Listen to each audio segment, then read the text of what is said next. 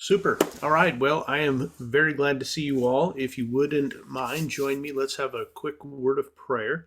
And then we're going to do some formal introductions and we'll talk about writing and we'll hopefully have a good time doing it. All right. Would you join me?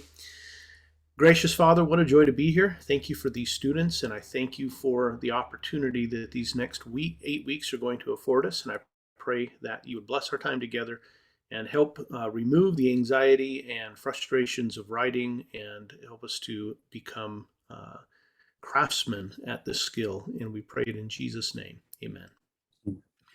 Okay, well, marvelous and really glad to get to meet each of you. Oops, here we have Juliana coming in. Let's give her just a second. There she is.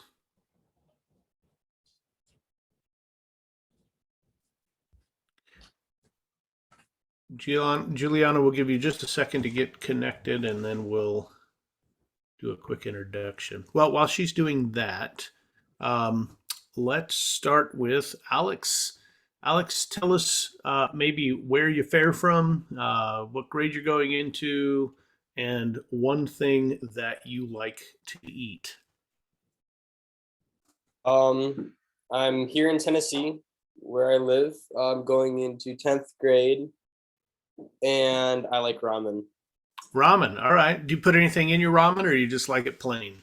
Um, Depends. If it's packet ramen, I don't put anything in it, but if I'm going to a restaurant, I definitely have it souped up.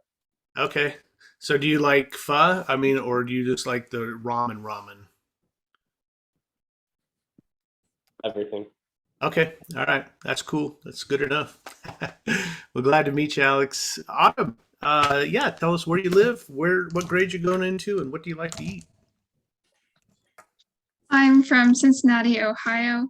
Um, I'm going into 12th grade. I'll be a senior, and I'm on a watermelon kick right now. I could pretty much eat a quarter watermelon in one sitting. It's really hot right here, right now. So, What? How hot is it for you guys there? I mean, the whole Midwest has just been boiling. The heat index is going to be like 105 or 110 or something insane today. So, Oh my goodness. And here we're over here in North Idaho complaining because it hasn't stopped raining. We haven't seen even barely spring yet. Everything's all, wet and soggy, and you guys are dying of heat stroke. So, well, hopefully maybe it'll balance out. Well, good to meet you, Autumn. Marcus, yeah, tell us what grade you're going into, where do you live, and what do you like to eat? I'm in ninth grade, live in Kansas, and I like to eat food. Food, just any kind of food. All right. Yeah.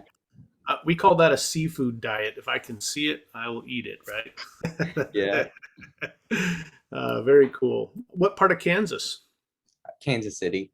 Oh, right in Kansas City. Okay, Yeah. been there a couple times. I was actually born in Kansas on the Army base in Fort Riley, but that was many moons ago. All right, Miss Chloe, uh, tell us what grade you're going into, where you live, and what you like to eat. I'm going into ninth grade and I'm from Woodworth, Louisiana, and I love cornbread. Cornbread. Ooh, do you like it? Do you like sweet cornbread or the dry kind? The I say dry, but not non-sweet. Yeah, that's how you like it. Okay. Buttered or not? Definitely lots of butter. All right, definitely that's better. Sweet, that's great. All right, good to see Chloe and Zach. How about you? I have no idea what grade I'm going into. I think I'm 12. Um, let's see. And my favorite food is escargot, and I live in Michigan. Okay. Do you where do you live in the glove of Michigan? Like top right? So okay, right there. Very good. Um, Sweet looking book collection behind you, and yeah. So how often do you eat escargot? Not very often, but whenever we go on cruises, they always have it. So Okay, very nice. You guys all know snails to eat snails. It's pretty popular. Well, if you go down by where Chloe lives, they eat big water bugs called crawdads, and those are good too. So Sweet. All right. Noah, how's it going? Tell us how old you are, where you live, and what do you like to eat? I'm 14, going into ninth grade, and I like steak. Okay. All right, now, I'm gonna pick on you here. Are you like make it turn into leather, or do you like it like medium rare? Do you treat your steak right, or do you put ketchup on it or anything? Medium-ish. Okay, but no sauce. You don't smother it in sauce and ruin it. No sauce. Okay. I have to give my wife a hard time because she always wants tells the restaurant she always wants it like medium well, and then she puts ketchup and stuff on it, and I'm like, cannot eat a steak that way. But all right, you're in good, Noah. Juliana, how are you doing? Good, how are you? I'm doing great. Tell us where you live, what grade you're going into, and what do you like to eat? I am in Colorado and I will be going into 10th grade. And my favorite food is probably pretzels. Pretzel. Okay, do you like the crunchy kind or the big soft pretzels that you Both. Any kind. Yeah, All right. they're my favorite.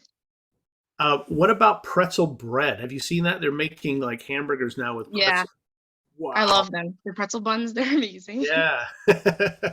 Okay, very good. And Jordan, good to have you. What grade you in? Where do you live? And what do you like to eat? I'm going to my freshman year of college and live in Boston, Massachusetts.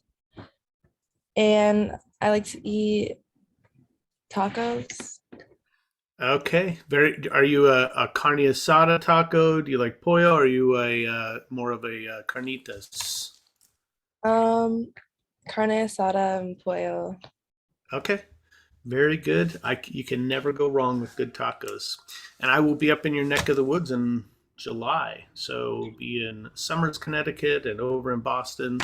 And so, if you have a chance, we have a educators conference over there, and I know you're going to college, but might be interested in hanging out and get to meet some people. But I'm glad to see each of you, and we're going to try to make this a fun time. And let me read here. Yes, Alexander, thank you for that email. Let me just write this down real quickly. Actually, I'll just take a snapshot of it so I can do this after class. Don't interrupt class. It's also the same one for the integrated humanities class. What's that? It's the same email for the integrated humanities class. Okay, super. You're coming into integrated humanities this fall? All right, very, very good. Well, we're going to try to make this a lot of fun this summer because writing is fun. And if you like to write, you'll love this class. If you don't like to write, I'm going to help you, I hope, by the time we're finished with this class, be able to like writing, to find it actually enjoyable. And most students that I meet over the years and that have been teaching, have been doing this for about almost 30 years now.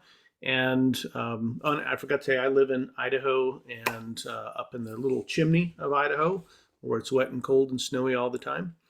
And I teach at Kepler and in Poema, and so we got a variety of different places that teach.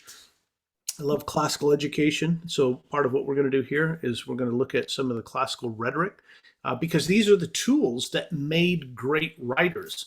And we're going to look at some great writing. This week you read some great writing, and I'm excited to get your reaction about what you read this week. I don't know if you've read it before, but it was pretty fun.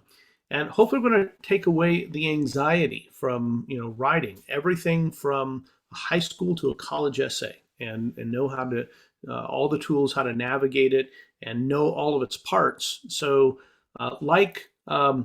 maybe an automobile for somebody a little more advanced, or a bicycle, once you know how to take it apart and then you know how all the pieces work, then you know the best thing. Like, I want a better chain, or I need a better tire, or I need a better this. And because you can look at it in its pieces and its parts and see how it fits together as a whole.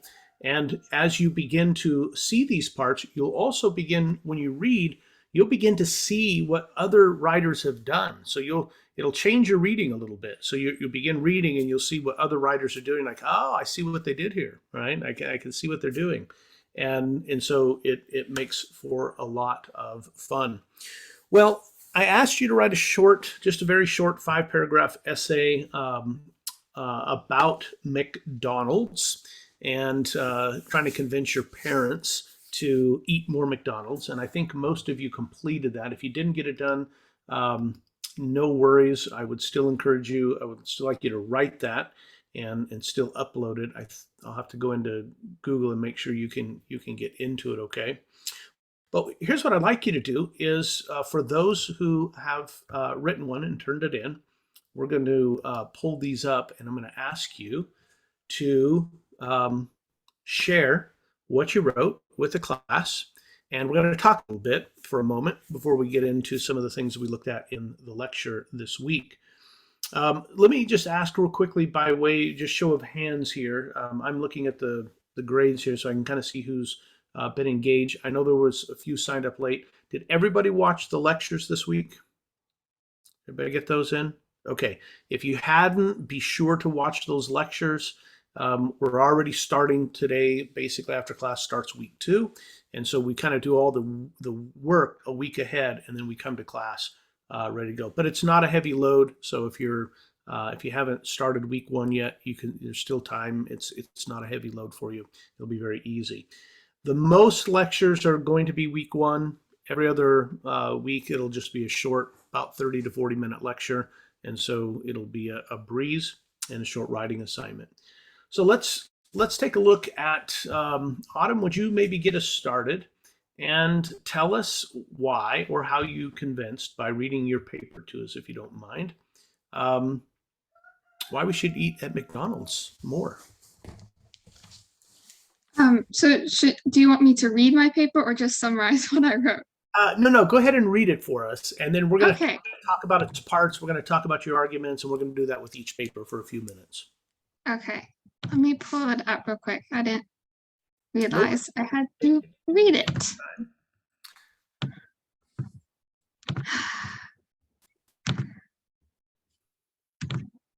Let's see. Going to have to read on Take me just a minute. No worries. Take your time. Sometimes it feels like, oh, I got to hurry because we're all on here, but it's okay. Okay, I have it now. All right, go for it. Almost every day of our lives, we drive by a McDonald's. They sit on a street corner of every American town big enough for them. We find them at every highway exit. While we think nothing of this, in reality, we bypass an opportunity to make our lives easier. We can all agree that McDonald's sells delicious food. An egg biscuit sandwich, hash browns, and a latte make a satisfying breakfast. However, you are unsure whether or not we should eat at McDonald's more often. McDonald's is an excellent choice for our family for the following reasons. We can save time, we can save money, and we can choose from a wide selection. The first reason we should eat at McDonald's more often is that we can save time. We do not have to prepare the food we enjoy at McDonald's. Also, we can use the McDonald's app and order mobile so that our food awaits us when we arrive at the restaurant. McDonald's even provides a drive-through and curbside pickup services, so we need not even step out of the car. What could be more convenient? The second reason we should eat at McDonald's more often is that we can save money. McDonald's offers entrees for as low as $3. Sides, drinks, and desserts cost even less. We can even earn some of these free with the McDonald's Rewards program. In addition, we can take advantage of exclusive deals on the app. At this rate, McDonald's will start paying us to enjoy their food. The third reason we should eat at McDonald's more often is that we can choose from a wide selection. They offer several size options, ranging from a Happy Meal to bulk orders. Their menu boasts of over 20 sandwiches, nearly 40 beverages, and more than 15 dessert and snack options.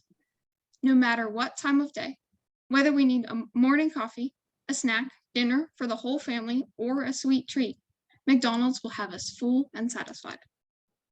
Eating at McDonald's is an excellent choice for our family because we can save time, we can save money, and we can choose from their wide selection. What reason is there not to seize this opportunity when we drive by such convenience almost every day of our lives? All right, very remarkable. Before I make a couple comments, and we're going to ask some questions here, Marcus, I'll give you a little bit of a heads up. I'm going to call on you next to read yours. So if you want to take a second and get yours ready. So let me just ask you guys, were you convinced? Did that, what she just read to you, are you convinced that these are good reasons to eat McDonald's more often? How many by you got a little buttons there. I think you can raise your hand. I'm not sure where you find them on your screen, but I think down under the participants thing. Raise your, yeah, there you go. Jordan's got her thumbs up there. Anthony, yeah. Chloe, Alex. All right, how many by thumbs down? I'm not convinced. No McDonald's. I'm not convinced by the argument. Okay, got all right. How many think that would be convincing to your parents? No. Okay. Jordan says yes. All right, very good. What about you, Autumn? You said you were not convinced. You wrote the paper. Why were you not convinced?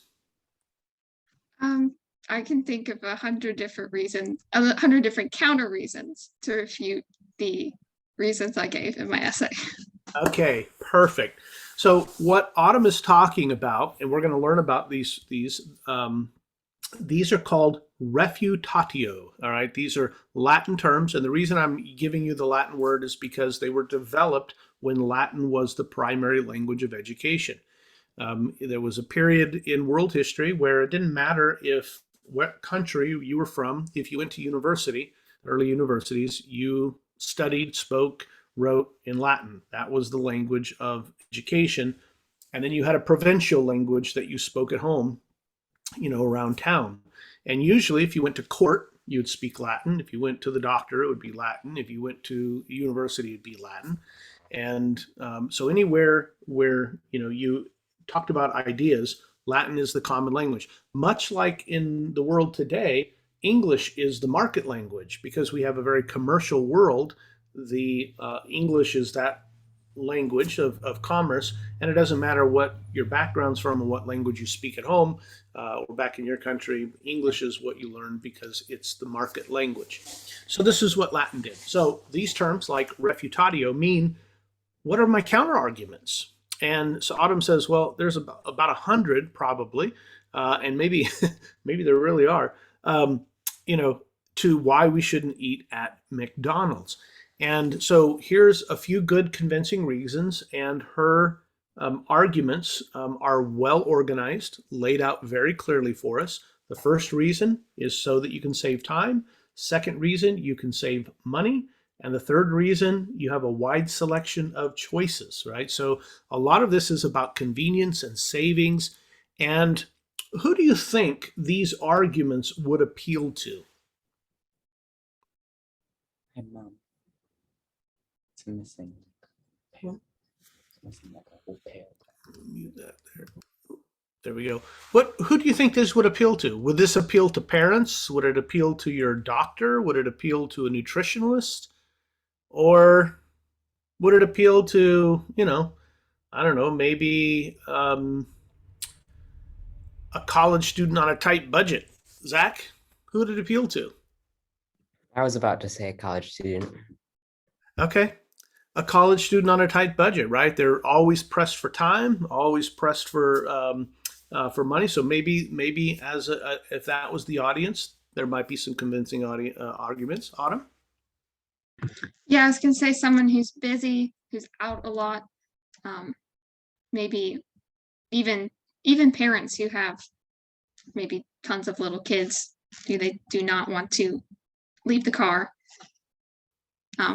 So yeah. Okay, yeah, very good. So what if you have 5 children and they're all young toddler age? It'd be a lot easier to keep them strapped in their car seat and go through the McDonald's drive-through, right? And get everybody some lunch versus, taking them out somewhere if you were out and about. So these are the kinds of arguments that would appeal to a certain audience, but parents who are conscientious of their children's health and conscientious of their budget, conscientious of, time and family time and different value systems may not be convinced by these. And this is something that we call contingency. I don't want you to be overwhelmed by the different words I'm throwing out. I just want you to hear them, and I'll kind of explain them, and they'll be in the different lessons. We'll actually dive into them deeper. But a contingency is recognizing that I have an audience, and who my audience is really matters how I present my arguments. And it's not just the audience, but it might have something to do with how much room I have to write. Maybe it's a short paper, maybe it's a long paper. That's a contingency. What if we changed it from McDonald's to something like Outback Steakhouse or something like that? Well, now all of a sudden we change the argument, right? Or we change we're changing something. Anything that changes and it changes the dynamic or any part of the dynamic that we need to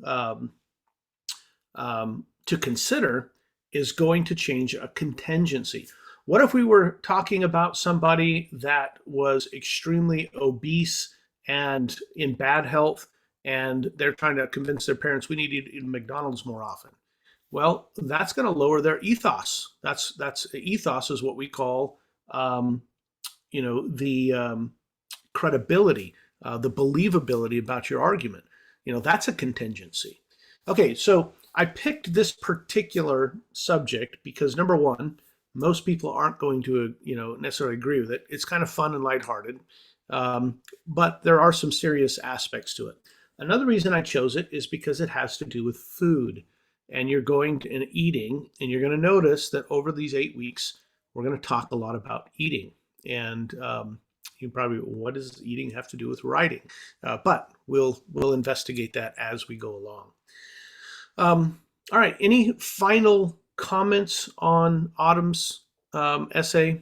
Anybody, anything stand out? Somebody wanted to comment? You're just itching. Okay. I'll make one final comment. One great line in there, Autumn. In the very beginning, you say in your exordium, you say, we can all agree that McDonald's sells delicious food. Now, does everybody agree that McDonald's sells delicious food?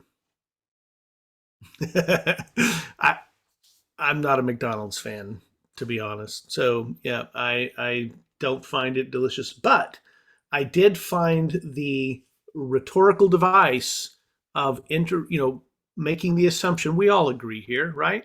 This is a friendly, inclusive. This is called ethos. It's actually called positional ethos. I am making myself your friend as I introduce this argument to you.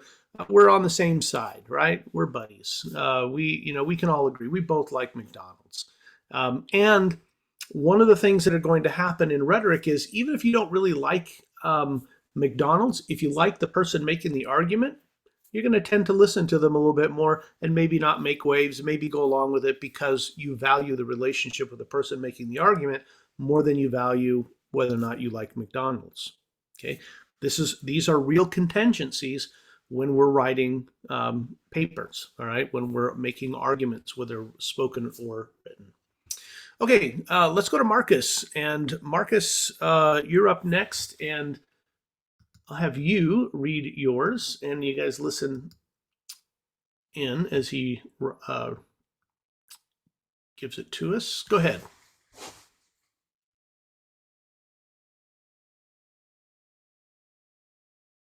I think you're muted. I muted you a minute ago. There you go. I can't find my full essay. Okay, I'm going to share the screen here so that you can read it. Hopefully you can read it right from there. Part of it got cut off, it looked like, I think. I think I made a comment to you about that. Wait, I toned it in cut off?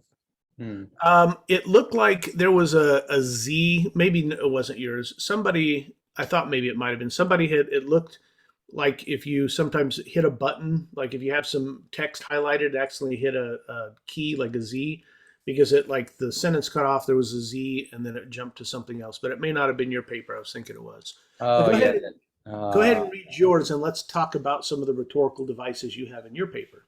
Okay. I think I have the second reason memorized. I think I would like to talk today about why increasing our McDonald's consumption is the best choice for this family. I'm hoping to give you some nuggets of wisdom, but don't worry, I won't fry your brain with anything too deep. I have 3 main reasons for why McDonald's is the right way to get. Number 1, savings.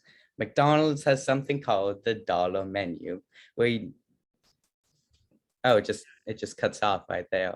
Yeah, I think that's where it got cut off. Where you can get a cheeseburger or any size soft drink for $1. How awesome is that?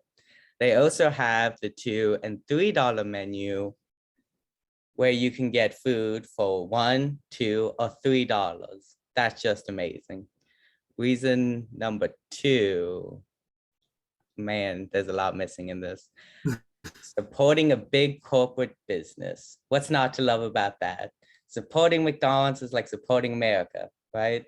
So when you're eating at McDonald's, you're supporting America and you're being patriotic and eating delicious deep fried processed chicken. That's just great. Reason number 3, family morale.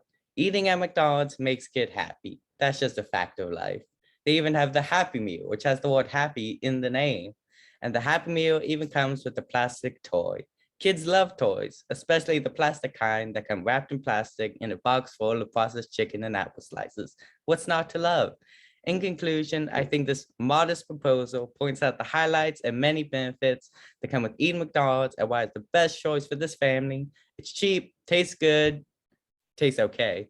It's big business that works with charities, and most of all, they make kids happy. All right. I chose this one. What kind of rhetorical devices do you see being used in this essay? And I know the part of it was cut off, so I apologize, and I think it was just a technical issue there. But anything stand out to you guys?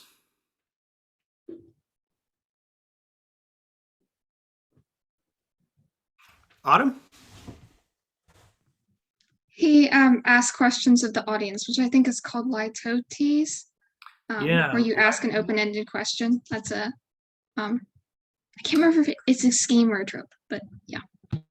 Yeah, it would usually a scheme. A litotes though is actually where you go to the negative. You emphasize the negative in making the pot. We certainly would not do that. That it emphasize the positive by going to the negative. But yes, the open-ended question. Right? Isn't that awesome? These rhetorical questions, bring you in and engage. Well, he also used some words, some little clever trigger words in there as well, right? I'm not going to fry your brain with anything too deep. I'm going to give you some nuggets of wisdom, right? It makes people happy. I think this modest proposal. So he's tying in a bunch of things that make you feel familiar and a little bit lighthearted. It's a lot of fun. But ultimately, his arguments are in some ways the same or similar to Autumn's arguments, right? Efficiency in terms of cost efficiency, making people happy, and it's patriotic, right? Because what's not American about McDonald's? It's the it is the place. Somebody actually even used, maybe it was Chloe's paper, that you use the idea of you see the golden symbols everywhere you go, and so kind of bringing that aspect into it. All right. Well, we're not going to go through. I won't go through everybody's. I wanted to bring a couple of these to light. Sometimes we're going to have everybody read their paper. So be prepared when you do come to class. But the point of this is I wanted you to see, just in a very simple way, in the most simple way possible, without it feeling overwhelming to write something about McDonald's, that you're going to have a mixed audience of people who do and don't like McDonald's, who think that these are good reasons or not good reasons. And so there's different ways of us thinking in very simple terms about what an argument looks like and what makes an argument valuable. And that's a lot about what this course is going to talk about, because arguments are going to be the spine. This is going to be the backbone of writing a persuasive paper. And if you can learn to write a persuasive paper, you can write every other kind of paper, okay? Because every paper, every essay has an element of persuasion in it. There's no reason to state something if you're not wanting somebody to agree, to know, to feel, to connect, to act. whatever it is that you're putting it out for is because you want to influence somebody to think a certain way about these. Okay, about these ideas. Did anybody have any questions about that that particular assignment? I mean, just feel free to ask. There's probably not a lot there, but I just wanted you to feel out a little bit of writing exercise there. Okay, then let's talk a little bit about the essay that you read this week. The class ends at it would be in 1 hour from now, so whatever time it is there for you now, it's 9 to 10:30. And if you have to go early, you guys, just let me know, and you can slip out. And these will be recorded, and the conversation will be recorded and put up in your classroom for you to view later if you need to do that. Okay. Okay. So let's talk a little bit about the essay that you read this week. Did everybody find a commonplace book? Was everybody able to? Did you get that part of the assignment in there? Put your little thumbs up if you did. You found one. Commonplace books can be something as simple as one of these composition books. I think they're like, I don't know, I've seen them for 50 cents at McDonald's, I just said Walmart. Walmart, McDonald's, same thing. All right, 50 cents. Or you could get into something like a Moleskine if you like that. But a commonplace is a place where you just write down ideas. So you can use a Moleskine, you can use a composition book. You staple a bunch of pages together, that'll work. So it doesn't have to be an expense. But I do want you to bring some commonplaces from our reading. Okay, so as you come across phrases, statements that are pithy, that are enlightening, or that are interesting, you want to write those down. Go ahead and raise your hand if you were able to secure 5 commonplaces from the reading this week. All right. I got 5, but I didn't get 5 from the reading necessarily. Okay, that's fine. We'll play with that this week. I want you to try to get them from our reading as we go, but we're going to be rereading a couple pieces as we go, so it's okay to get them outside of in your other reading. I just want you to get in the habit of writing down commonplaces. So let's start. Chloe, would you start us off and maybe give us 2 of your favorite commonplaces that you wrote down this week? Okay. Sorry, I have quite a few in here. I really love this one. This one is by A.S. Peterson. He recently wrote a play version of The Hiding Place. This then is the calling of the writer, the novelist, the playwright, to strive against the forgetfulness of the world, to proclaim a whisper in defiance of cacophony. In the telling of our tales, we give back to the dead their testimonies, and they in turn give them back to the ages. Only by story does the world remember. Oh, beautiful. Only by story does the world remember. Excellent. Did you want me to give one more? Yes, ma'am. Okay.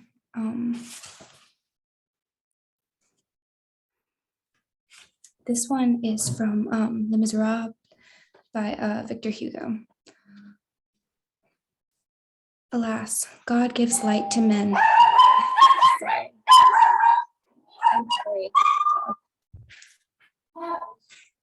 Okay. Sorry. Alas, God gives light to men, and the law sells it. I do not blame the law, but I bless God. Excellent. Excellent.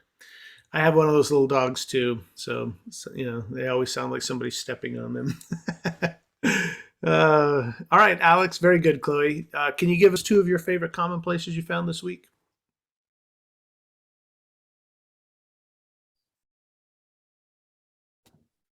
Sure.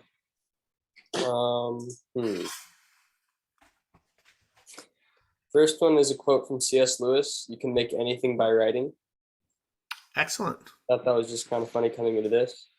Yeah. And then another one, quote from Martin Luther King Jr. The old law of an eye for an eye leaves the whole world blind. Nice. Yes. Good commonplaces. Excellent.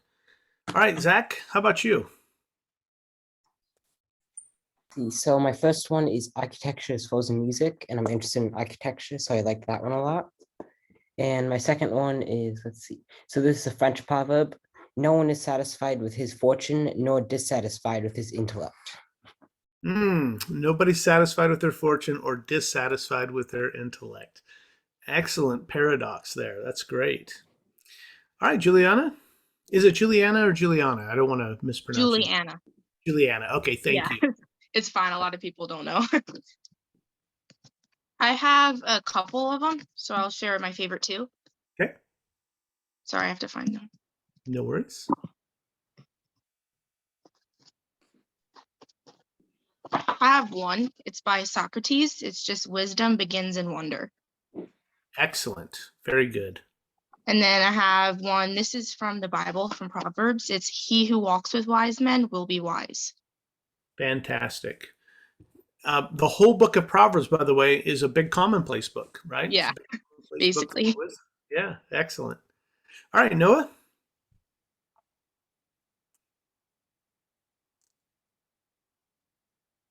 I don't think I have any. Okay, no worries. Jordan, were you able to? I know you just joined, a couple days ago. So, were you able to get any commonplaces? No, but I can get them for next week's class. Okay, perfect. Yep. Each week, just everybody should collect 5, and this week we'll be real flexible as we're all kind of getting used to the rhythm of things. Autumn. Yeah, I did not realize I had to do commonplaces from the reading, but I have other ones. That's fine. So this is an African proverb that I actually just found on my Microsoft computer, the little search engine or whatever. If you want to go quickly, go alone. If you want to go far, go together. Excellent. And should I do a second one too? Yes. Did I have any more short ones? Okay, here's this one from 1 Corinthians. Now there are varieties of gifts, but the same Spirit. And there are varieties of service, but the same Lord. And there are varieties of activities, but it is the same God who empowers them all in everyone. To each is given the manifestation of the Spirit for the common good. All these are empowered by one and the same Spirit, who apportions to each one individually as he wills. For just as the body is one and has many members, and all the members of the body, though many, are one body, so it is with Christ. For in one Spirit we were all baptized into one body, Jews or Greeks, slaves or free, and all were made to drink of one Spirit. Fabulous. Notice that the common good. What an excellent passage. When we think about the common good in a political system, one of the things that a lot of people don't realize is that comes from Christianity. There is no concept of the common good. Well, the Roman idea of common good was by outward force. The idea of Christian common good comes from the multiplicity of gifts, the division of labor. So great, fantastic commonplace. All right, Marcus, what do you have for us? I did not realize the commonplace were from the writing either, but that's okay, no problem. I have A Penny Saved is a Penny Earned by Benjamin Franklin. Okay. And Good Writing is Clear Thinking Made Visible by Ambrose Bierce. Yes, I love that statement. Good writing is clear thinking made visible. Okay, so as we work through, if you get some from outside your reading, that's fine. At least pick up a couple from our class reading if you're able to. But as you're doing your summer reading and things, you're fine to bring them from other places. But I just want to make sure that you are looking at the class reading as well and looking for some commonplaces there. And it's always it's a good idea. The collecting those help us to become copious, right? All right, so let's turn our attention to the essay you read this week. And then we're going to talk about rhetoric and from the lectures and ask you a few questions. And let me just get your first initial reactions. This is always fun. How many of you had read A Modest Proposal before this week? by Jonathan Swift? No one? Okay. How many of you, well, let me just, I'm not going to plant any seeds. I just want to hear from you. Anybody have any comments? What did you think? Go ahead, Autumn. Once I realized what the modest proposal was, I threw it on the floor. And then I picked it back up because I had to finish it. But Okay. Why did you throw it on the floor? out of disgust. Okay. Out of disgust. Anybody else feel disgusted? Okay. Anybody feel shocked? Okay. Do you think it was a modest proposal? Alex says yes. Okay. Anybody know how to make a fricassee? All right. That was one of the menu options that he gave in there. All right. All right. So let's talk about it a little bit. So it's a little bit shocking, a little disgusting. Was it effective? Marcus says no. Noah says yes. Go ahead. Somebody was saying something. It would have worked perfectly. What do you mean it would have worked perfectly? Well, I mean, if it was enacted. Oh, you're saying that the actual proposal had economic value to it. Okay. Autumn, what did you think? You had your hand up. It would have worked to serve the purpose that he wanted. It probably would have gotten rid of a lot of the, reduce the population. But yeah, there are all kinds of other implications and consequences with that. Okay. Noah, you said you thought it was effective. Tell me why. It shows the position of where Ireland was really at that time. So I think it was pretty effective in that way. Please say more. That is excellent. Can you say more? Where was Ireland at that time? Well, if I can remember correctly, wasn't there a potato famine? And they had, well, most of their food source was off potatoes at that time. And so when the potato famine came, they had no food. And so they had to, I don't know. So they're in an economic crisis, and who is responsible? Who do you think Jonathan Swift thinks is responsible for the oppression of the Irish people? Chloe? I believe he mentioned something about the landlords. Who are the landlords? Does anybody know? Zach? They own all the land and the peasants, poor people farm it. But if there's nothing to farm, then the landlords probably take away the land. Okay, good. What nationality are the landlords? Noah? England. England. This is the time when England is oppressing the Ireland or the Irish. The English are oppressing the Irish. What do you suppose Jonathan Swift is saying by saying, well, let us at least make money off of the eating of our babies? Do you think he's serious? one head nod. Well, it depends on what he's serious about, right? What do you think he's saying, Juliana? What do you think what is he trying to get across? I feel like he's trying to get across that they're dying anyway, but you should at least be getting money for it.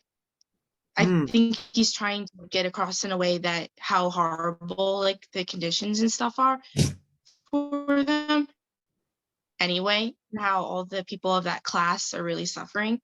And he's saying that if they are going to be suffering anyway, we should at least be getting money for it. And it should be benefiting us in some way. Okay. That's just what I thought. Yeah, no, some good thoughts. Do you agree, Autumn? Yes, but it never occurred to me that he wasn't serious. I just assumed that he was, but Oh, isn't serious. That is brilliant. To wake people up to the corruption and the awful state of the people of Ireland. yes. Where is the corruption coming from? Zach, go ahead. You can jump in here. I thought he was kind of talking about how basically this is how bad it is if this might be slightly better, like economically. So he's trying to say this is how bad it is, so we need to fix it. But then he's just bringing this other way just to try to make the situation seem even worse. Uh-huh. This is bad. This is really, how bad does it have to be that you'd be willing to farm babies, harvest babies to sell for food?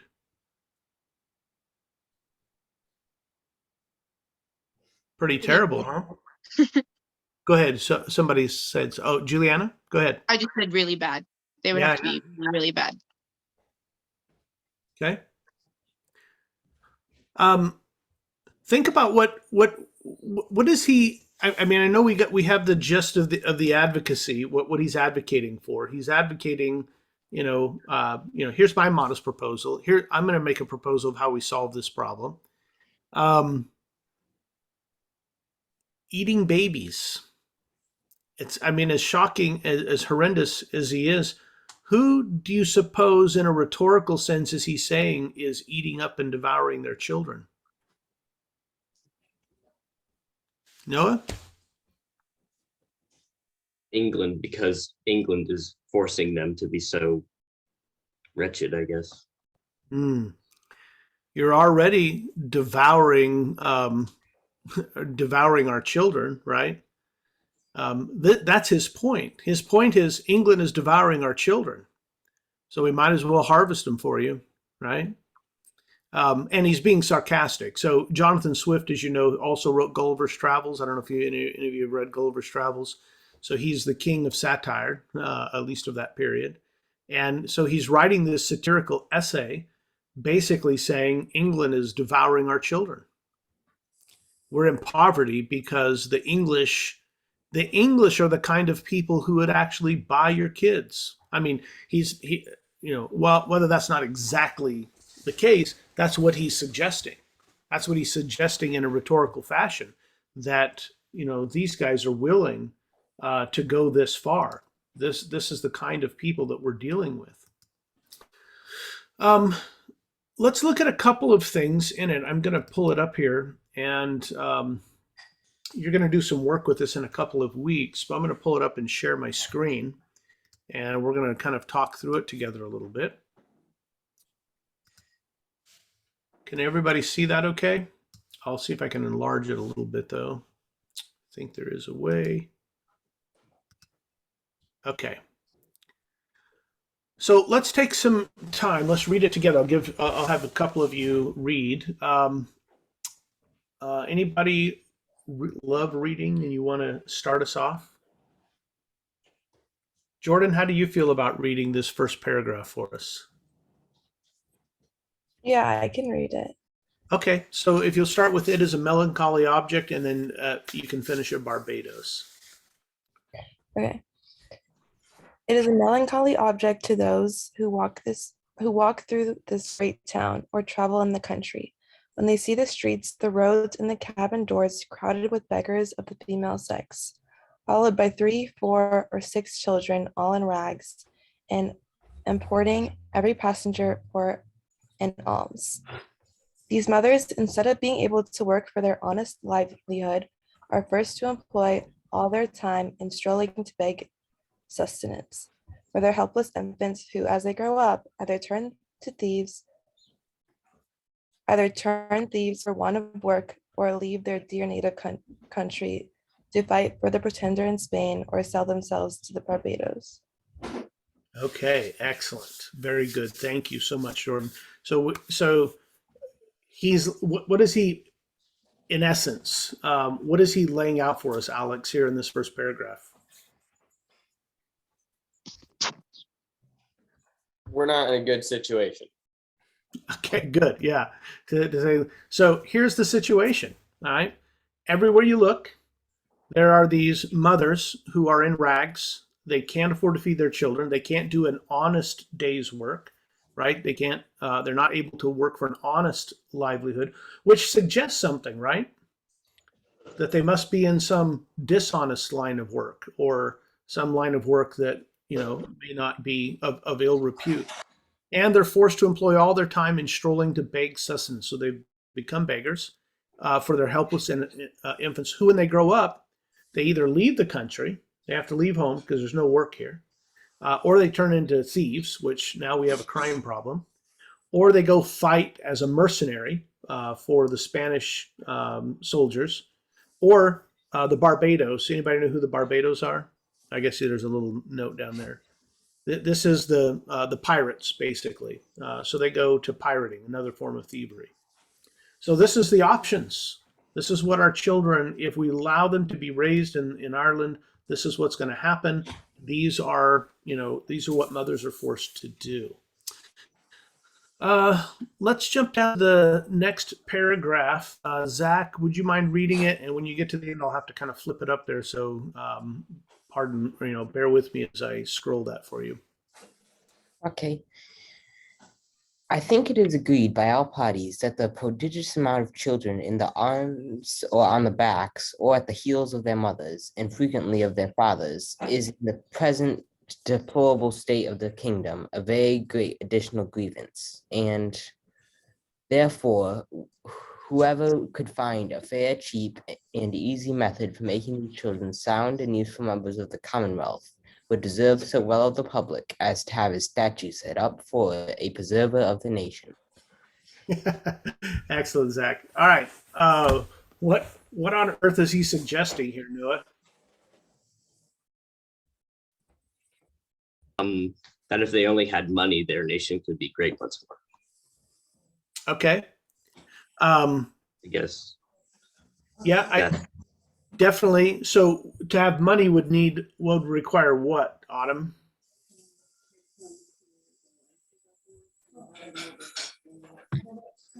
They need to find a way to make the children useful. Okay. So we have, in the first paragraph, we have a problem. In the second paragraph, he suggests whoever could find a solution, we should make a statue of them and put them up. Right? What does that mean, Alex? What is he suggesting? He is modestly proposing that they make a great and grand statue of him. That's exactly. That's a great. So here's a major problem we're all aware of.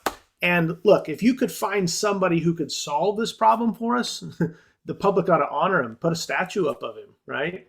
So he's making this little backhanded suggestion. All right, Autumn, would you read beginning there at line 15, and I'll just have you read down to the end of, I'll have to scroll up a little bit, but just let me find a place. You can end at thousands there, about line 28. Okay. But my intention is very far from being confined to provide only for the children of professed beggars.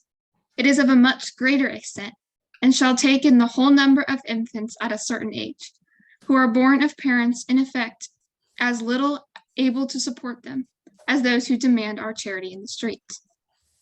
As to my own part, having turned my thoughts for many years upon this important subject, and maturely weighed the several schemes of our projectors, I have always found them grossly mistaken in their computation.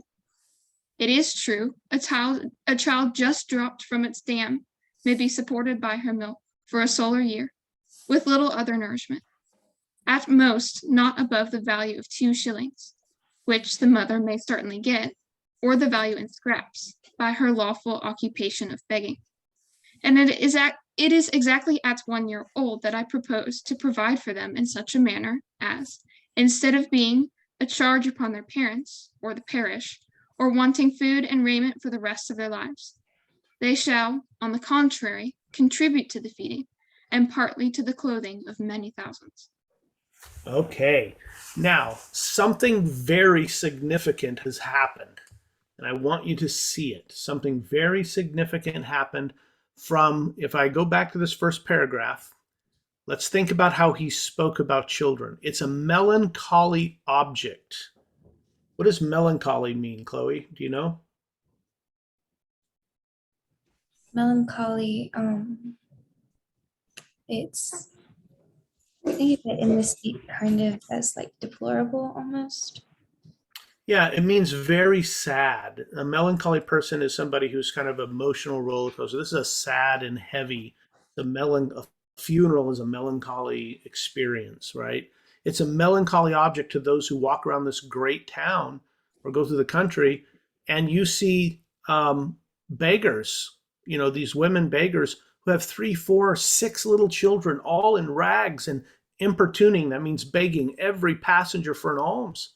These mothers, instead of being able to work, you know, they have helpless infants. So his language here in this first one is very what we call pathetic. Pathos means emotional. He's drawing on the emotional heartstrings. Now, he sets up, this is the problem. Now he switches roles and says, I have a solution. Or if you can find somebody with a solution, you should give them make a statue of them, because they're saving people's lives, they're saving the nation. And by the way, I have a suggestion you might want to consider. As to my own part, I've thought about this for a long time. Again, now he's building up his ethos. But notice how he's talking about children from about lines 21 and 21 down to where Autumn read. What changes about the way he speaks of children here? And because I've got my screen shared, you'll have to use the little button hand because I can't see your physical hands. Always, I have to move between screens.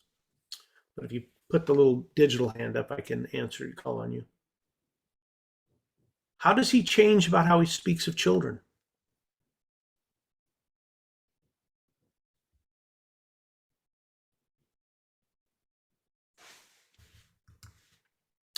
Yeah, Zach, sorry, there you go. I see your hand, thumbs up. Okay, so originally he talks with them as people more, and then he switches to more items. He dehumanizes them. Yes, perfect, Zach, perfect. Now, how many of you have siblings? Yeah, several. Okay, you all have siblings. Now, pardon me, okay, don't anybody get offended here. We are talking about a very sensitive topic in the way that we're talking about this, but I want you to see it. How many would call your sibling's mother a dam?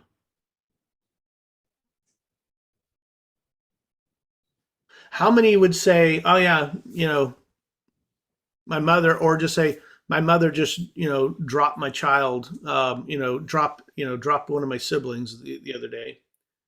You would never speak of your siblings and your mother in that context. That would be almost immoral. It would be, as Zach said, dehumanizing. This is how we speak of cattle, right? They just calved, when they speak of a dam, dropped a dam, it's animal science. It's a term for, there's a little footnote here, female parent of infant livestock rather than a human mother. So he changes his language. So first he gets his audience thinking about these poor, sad children. Now he wants to make a proposal, and notice how he changes the language here. He starts speaking in agricultural economic terms. He dehumanizes them. A child just dropped from its dam may be supported by her milk for a solar year meaning, the sun, with little other nourishment, at most above the value of 2 shillings. So we have a way of, this is how we talk about livestock. The mother will feed it. We don't have to buy any food for it, not until at least they're a year old. Okay, get by on scraps and mother's milk, and they're good to go. So till they're a year old, they're not even going to cost us anything. Why do you suppose he makes this shift?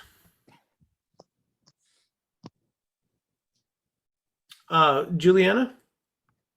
Because he has to, first he made you feel bad for the people, and then now he has to switch where you can see, so you can understand the way he's coming from for his proposal. so that you can understand it in a better way. Because if you were still thinking like you were feeling sorry for them, you wouldn't ever agree to the proposal of eating them. So Yeah. he then has to dehumanize them so that you can then even consider the idea that he's putting forward. Yes, Juliana, excellent. Very, very, very good. I'm going to read just a few more lines here, and then we're going to talk about this more generally in maternal way. But I wanted you to kind of work through it a little bit. We're not going to go through the whole thing. So it says, there is likewise another great advantage in my scheme, that it will prevent those voluntary abortions and that horrid practice of women murdering their bastard children, alas, too frequent among us, sacrificing the poor innocent babes. I doubt more to avoid the expense than the shame, which would move tears and pity in the most savage and inhuman breast. So now all of a sudden, he switches back the language, doesn't he? He switches back. He suggested early on that these mothers have to take illegitimate work, right? And now they have a bastard child, which means an illegitimate child, a child that's born out of wedlock. So she's probably involved in prostitution and begging, illegitimate ways of making a living. And he's saying, England has done this to us. And now, adding insult to injury, they can't afford to feed them, so they abort them. Right? And what a inhumane, horrible thing. Nobody would ever agree to that. Nobody would ever think that that's okay. Wait a minute, isn't he about to suggest that we harvest them? And he's saying that abortion is a horrendous, horrible, ungodly thing, inhuman thing? How can he do this? How can he switch back and forth like this?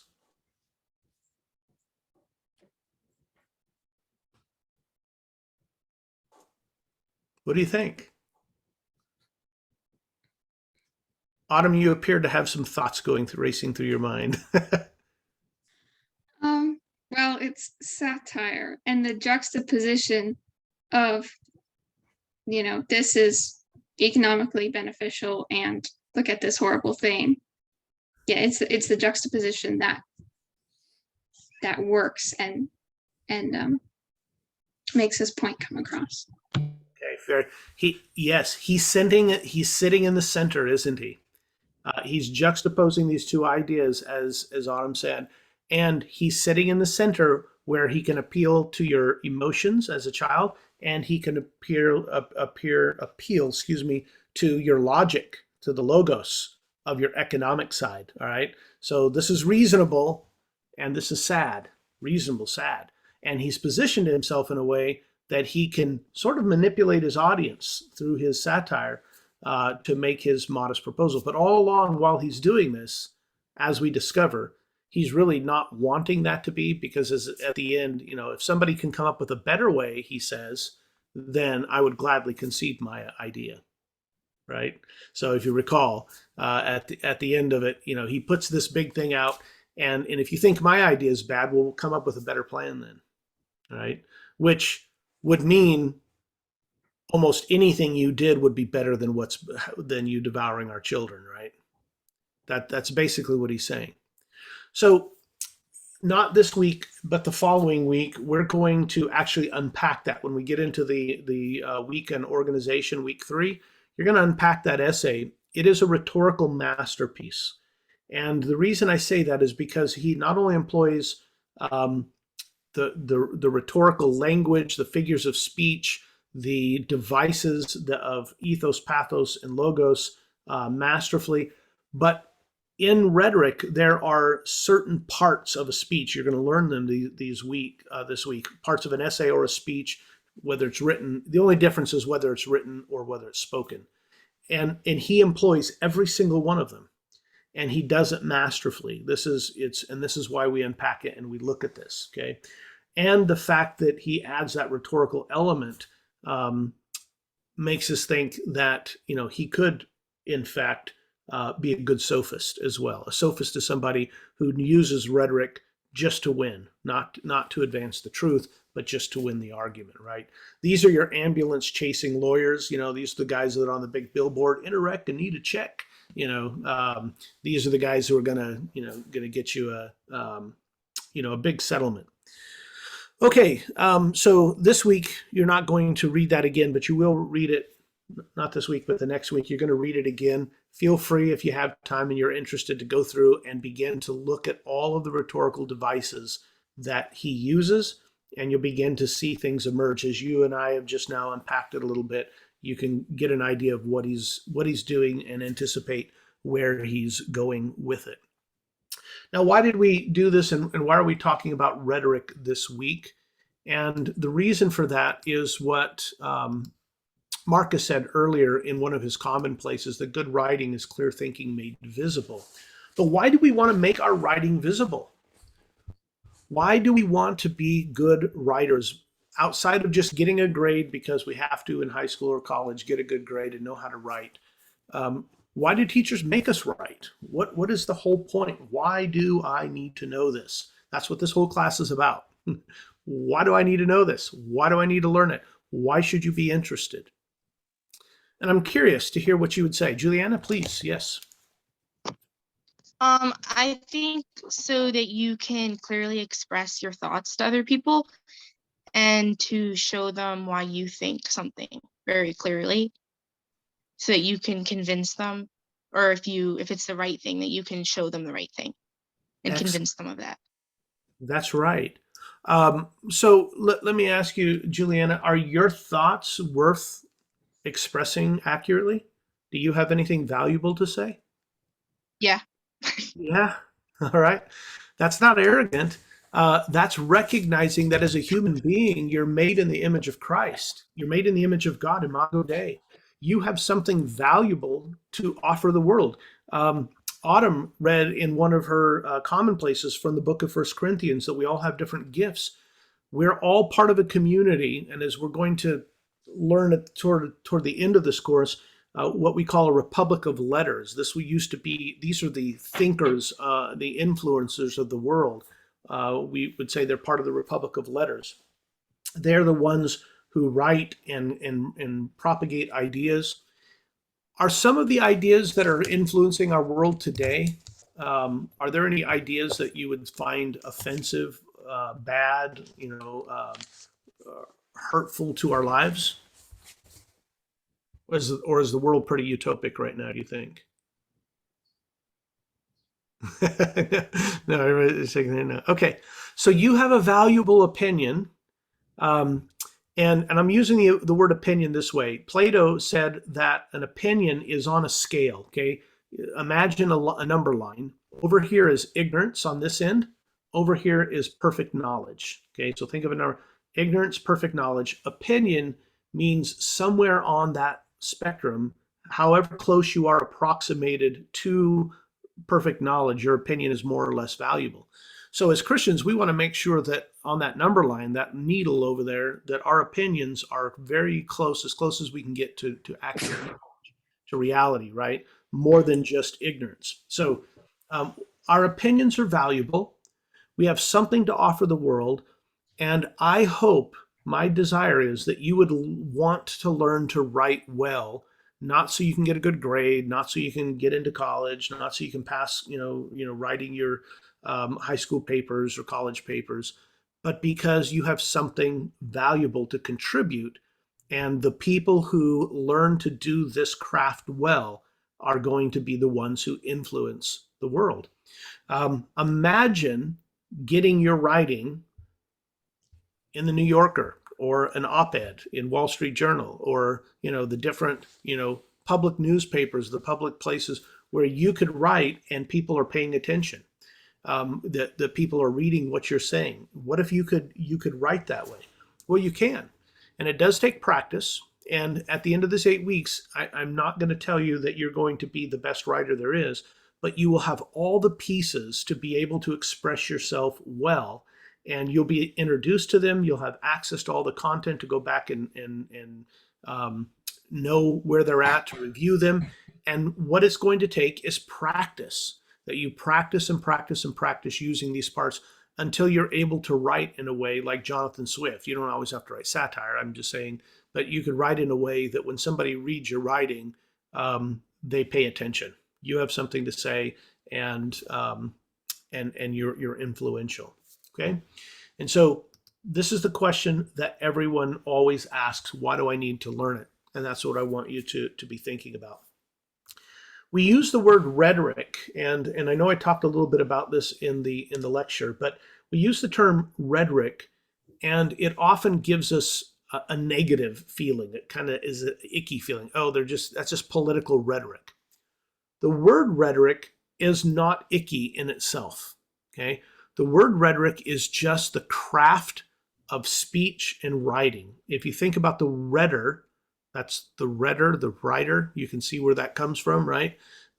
So when you are speaking or you are writing effectively, it's because you're communicating. What's really icky is what we call a sophist. And we want to avoid sophistry, and we also want to be able to recognize sophistry when we see it. When you learn to write well, then when you're watching the nightly news or you're reading an article somewhere, you will immediately go, this guy is onto something. This is good. Or, man, what he's saying over here, that's a fallacy. Like he's trying to shift his audience, and he's playing this. You'll see it because you'll know how all these parts work together. Years ago, when I was doing some real estate work, and I bought a triplex, which is like a 3-unit piece of property. I bought a triplex, and the folks that sold it to us lied on their disclosure statement. And the reason we found out they lied is because, first of all, we found termites in the property, and then we found where they fixed it. They actually repaired part of it, but didn't repair all of it. And so we went to them, they denied it, and then somebody came forward who was going to buy the property and discovered it, and they had the original disclosure where they had disclosed it to them.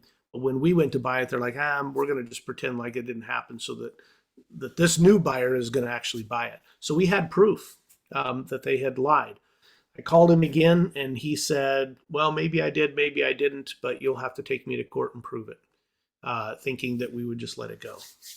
So I was young, I didn't know very much then, and so I started looking for an attorney. Somebody recommended one, and I went to an attorney, and his office was literally like on the 13th floor of a large high-rise building, and all of the other offices on his floor were FBI, DEA, CIA. It was all the federal agencies were on the same floor as where this attorney was. So I went in to see the attorney, and he looked like, Einstein with his hair all over the place, and his office was huge. It was kind of disheveled with different files and stuff. And he brought us in and sat down, and he said, tell me the story. And I told him the story, and I showed him the documents, and he's like, we'll take them for everything they're worth. We will ruin them. He said, this is a smoking gun. It'll take about 2 years probably to do all litigation. I'll need about $10,000 from you for a retainer. At that time I was young, barely married, didn't have $10,000 I could just give away as a retainer. And I told him, I made the mistake of saying to him, well, it wasn't really a mistake, but I said to him, well, I am, at the time I was a pastor, I was pastoring as associate pastor. And I said, that's not really what I want to do here. I don't really want to ruin him or take him for all his worth. I just want him to make it right. And he stopped and he threw his stuff down and he looked at me and he said, you're a P person. And I said, what? A P? What does that mean? He goes, you're a pastor. Anybody with a job that starts with the letter P are in the public service business. So think preacher, post office worker, policeman, they're all care about humanity. He said, I don't. I care about how I can use the law. And he said, and these are his exact words to me. He said, I'm a financial assassin. I'm a legal hitman. That's what I do for a living.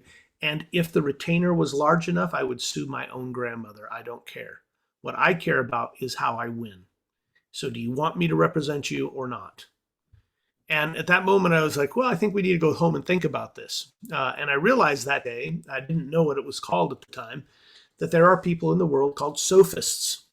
They care about how to manipulate the language to win. That's all they care about. And he was this kind of a person. That's what he did for a living. And that's why his office was where it was. That's why he did took the cases that he did. He was good at it. He was good at manipulating the law using the law and manipulating language to just win. Whether it was just or not, he didn't care. It was just about winning. We don't want to do that. And in ancient Greece, when rhetoric first came to be, rhetoric was a substitute for going to war. And so while you may not be super interested in all the history, there's a purpose to the history. In ancient Greece, you read Homer and you find that life is about war. And the victors are the ones who are the strongest. The strong do what they can, the weak suffer what they must, Alcibiades said. That's the way the world works. Heroes are the ones who have the most toys, take the most things. That's the hero.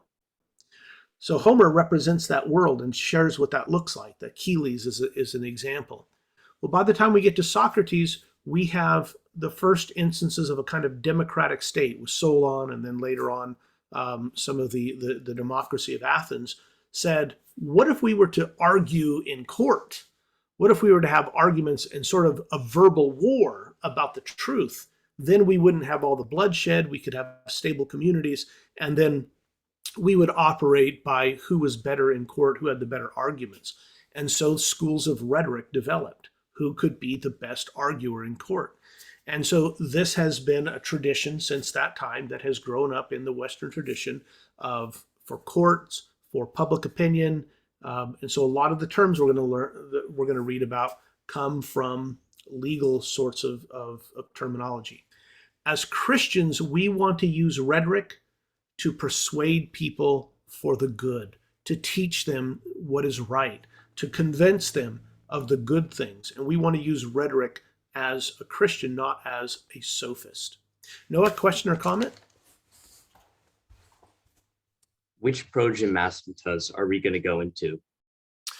Well, not next week, but the week after, we're going to start with narratives, or you're going to actually start, let's see, no, you're doing argument this week, and then you're going to do, so confirmatio and refutatio, then we'll do narration, and then we'll get, I think, I'm trying to remember, I got to pull up my notes, but I think we do some crias and some various parts, but most of those that focus on the essay itself. The parts of the, so some of the progymnasmetas are focused on speech and memory and delivery. That's spoken. And if you're interested in that, I do teach a rhetoric class called Fitting Words in the fall. But in the summer course, we're just taking the components of rhetoric that we're going to apply to writing, to write a good essay. And all those tools are there to help you write well. All right, so that's sort of just a refresher. I basically wanted to spend this first class getting to know you, getting to a picture of what this class is going to look like, why we're doing it, why is it important? And I want you to love it, not because you have to do it because your mom signed you up for a class that you have to take this summer, but because you recognize you have something important to say. And if you learn these tools, you will be the best at saying them, right? And you'll have the tools you need to practice to be the best at saying them. All right, before we look at next week's homework, any questions for me? So far, Noah had a great question. Any other questions that come to your mind? Autumn? Yeah.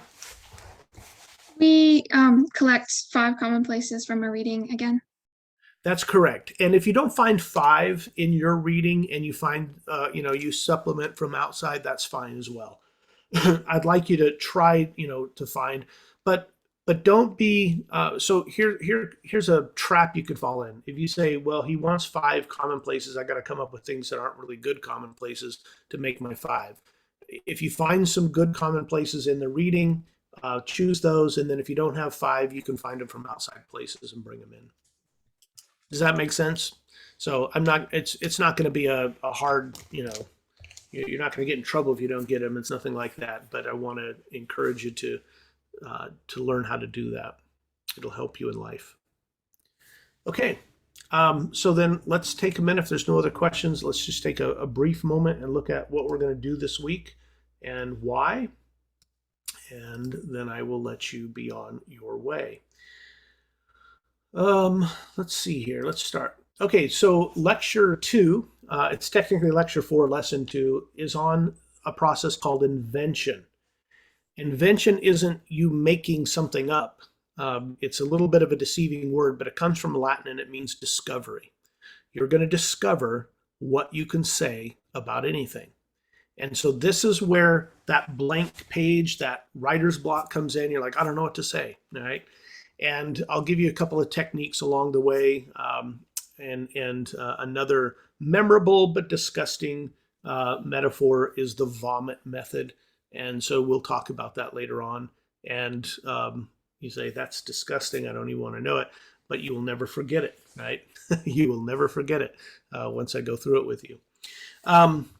So you're going to read, so you're going to watch that lecture. I think it's about 30 minutes long, if I recall. Oh, this one's a little long. It's about 48 minutes, but only one lecture.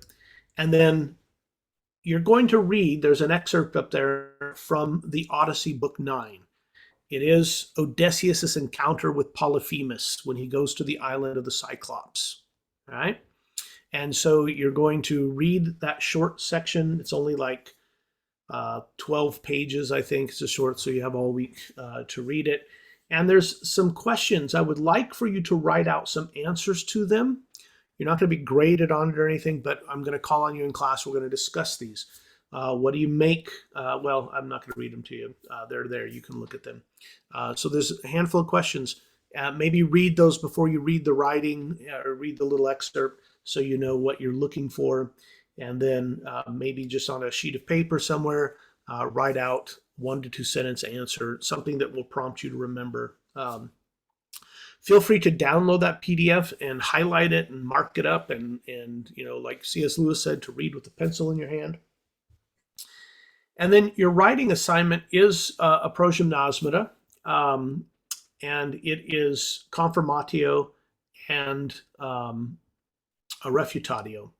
And so what you're going to do, make sure I'm looking at the right one, you're going to write a 3-paragraph confirmatio from the prompts. So you're going to read the essay, answer those questions, and then you're going to go through a series of stasis questions. You'll learn about those in the lecture. I've listed I think there's like 10 of them there. You don't have to answer all of those questions.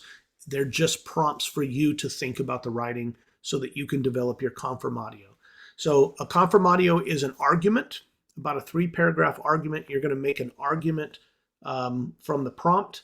And then once you've made your argument, you're going to turn around and you're going to argue against yourself and write another 3 paragraphs contradicting yourself, right? You're going to argue the holes in your argument, okay? And that will show you the way we prepare to write and find the best arguments and learn how to present an argument that anticipates what your enemy is going to come up with, the other side is going to come up with, so that you can head them off at the pass and let them know, I've already thought about that and already have an answer. So, you know, you don't get a you don't get a shot here. All right, so that's part of good writing. So you're going to go through that exercise this next week. Noah? Will we get to common topic? Say what now? Will we get to common topic? You mean in the progymnosmenas? Yes. No, what we'll probably do is we're focusing on using commonplaces for our copiousness. So that's sort of what we're doing along the way. That's why you're collecting those. And you know, there's 14 progymnosmenas, and we only have 8 weeks.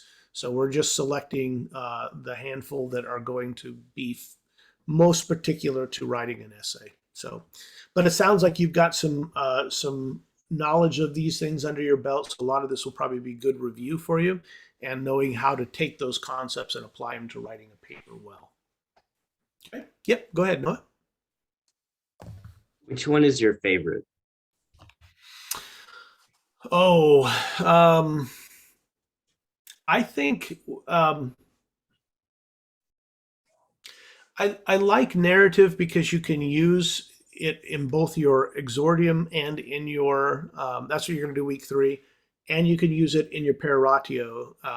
A narrative is your opportunity to tell the story the way that makes sense to you. It's not a, so anytime you tell a story, you're going to have a list of facts. You can't tell all the facts, okay? Let's say you are out with your friends, you go to the mall and you witness a bank being robbed, okay, and the police says, give me your statement, you're going to tell them the facts that are most important to you, but you're not going to remember everything. And you're not going to tell them everything, not because you're lying, but because all those facts, you can't tell everything, and you can't remember them all, and they're not all as important to you. And the other person who may have witnessed it, they may tell a different story, not because they're telling a lie, but because different facts are more important to them, right? And so learning to tell narrative, a lot of times people don't realize by selecting your narrative, the pieces that you put into your narratio will already shape, and you can see this in Modest Proposal. It shapes the audience in your favor before you even present your argument. But a lot of them don't know to use the narratio that way. They just think, well, I'm just going to recapture the facts, so it's kind of boring. But it's actually a very subtly powerful tool in rhetoric. But anyway, off the top of my head, that's probably my favorite, I think. But I could change depending on my mood. Okay, any other questions? You guys have been great. It's fantastic to get to know you. We're going to dive into all the nuts and bolts of this in these next 8 weeks. But today, I hope you feel somewhat encouraged that this will be a fun class, and you'll get some tools out of it that will help you get rid of that anxiety and know how all the tools work so you can pick them up and go to town. All right, I'll take one last question and I'll let you go. Will we be doing any kinds of other essays? No, we're going to write one essay. We're going to do progymnosmetas throughout, and we're going to write one essay. And we'll introduce thesis probably week 3, and then you'll have you'll make one essay. And because we're going to craft it, you're going to write a rough draft. We're going to take apart the parts. We're going to do peer review critiques, and we're going to craft your essay to be the best essay. And by these 8 weeks, you'll know this is what I need to do to write a good paper. And maybe it won't take you 8 weeks in the future, but you'll know all the processes that we need to go through to write a good paper. And part of my reason too, Noah, just to follow up, I personally believe that if you can write a persuasive essay, you can write any kind of essay. Not that they're all the same, but if you know how to use these tools, then you can modify them very easily to write any other kind of essay, problem, solution, whatever it might be. So, okay, guys, God bless you. Have a fantastic week. And I will see you. Of course, you can always reach me by email, and I will, correspond with you that way if you have any questions along the way. But I'll see you next Wednesday. Bye. Bye. Yeah.